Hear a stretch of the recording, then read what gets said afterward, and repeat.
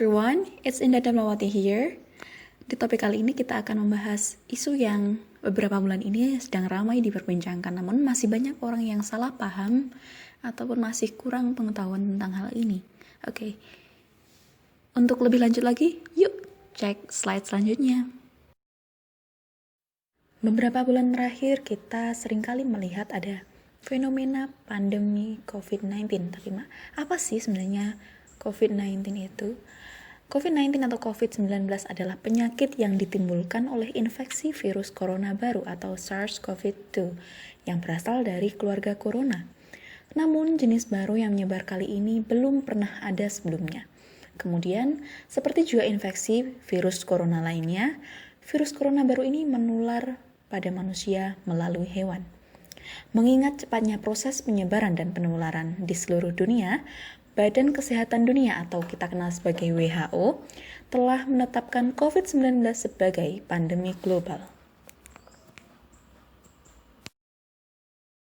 Kemudian apa saja sih gejala COVID-19 ini? Seperti yang dilaporkan oleh WHO, gejala umum yang ditunjukkan seseorang jika terinfeksi virus corona adalah demam, merasa mudah lelah, dan batuk kering. Namun, pada beberapa kasus infeksi, pasien virus corona juga ada yang mengalami pilek, sakit tenggorokan, hidung tersumbat, atau diare. Beberapa yang lain melaporkan kehilangan indera penciuman atau kemampuan untuk merasakan atau membau sesuatu.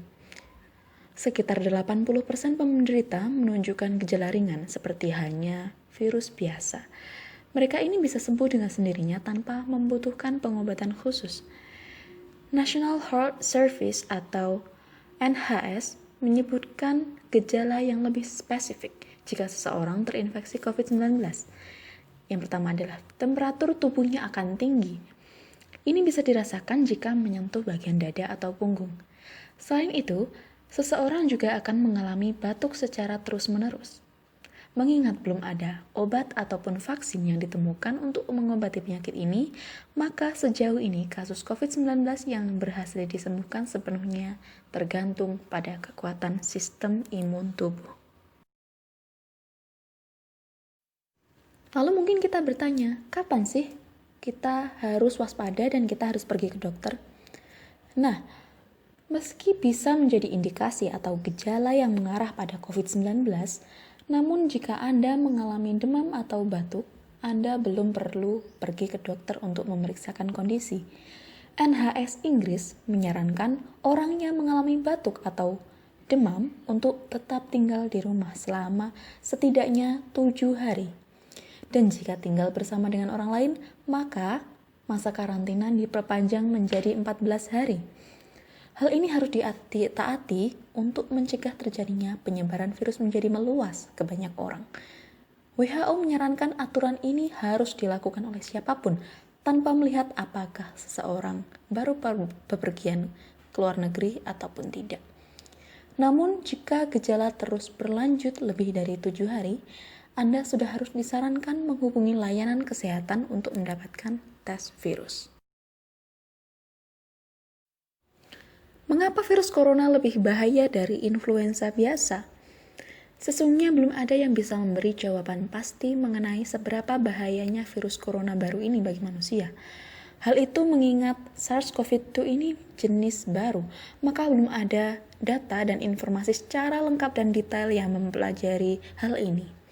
Namun, tingkat kematian yang disebabkan oleh virus ini secara umum menurut WHO ada di bawah 1% untuk kelompok umur muda dan ada lebih dari 3% untuk kelompok usia lanjut atau orang dengan penyakit bawaan. Dari beberapa bukti yang ada, dipastikan virus ini begitu cepat menular. Sementara bedanya dengan flu, belum ada vaksin yang ditemukan untuk mengobati infeksi virus ini. Dengan begitu, virus ini menjadi semakin mengerikan dan berbahaya bagi mereka yang berada dalam kelompok populasi yang rentan. Apakah ada virus corona yang lain? Jawabannya ada. Selain menyebabkan COVID-19, keluarga virus corona ini juga menyebabkan adanya penyakit SARS dan MERS yang sempat melanda dunia beberapa tahun yang lalu. Keduanya baik SARS ataupun MERS disebabkan oleh virus corona yang datang dari hewan. Pada tahun 2002, SARS menyebar ke 37 negara dan telah menginfeksi lebih dari 8.000 orang dan 750 diantaranya meninggal hingga membuat dunia panik. Rata-rata kematian yang disebabkan oleh SARS ada di atas 10%. Sementara MERS lebih mematikan dari SARS. Sebanyak 35% dari total 2.500 kasus infeksi berakhir dengan kematian.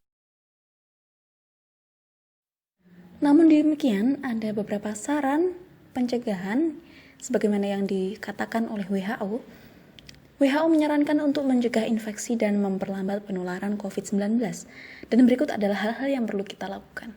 Yang pertama adalah cuci tangan Anda secara teratur dengan sabun dan air mengalir atau bersihkan dengan usapan berbasis alkohol.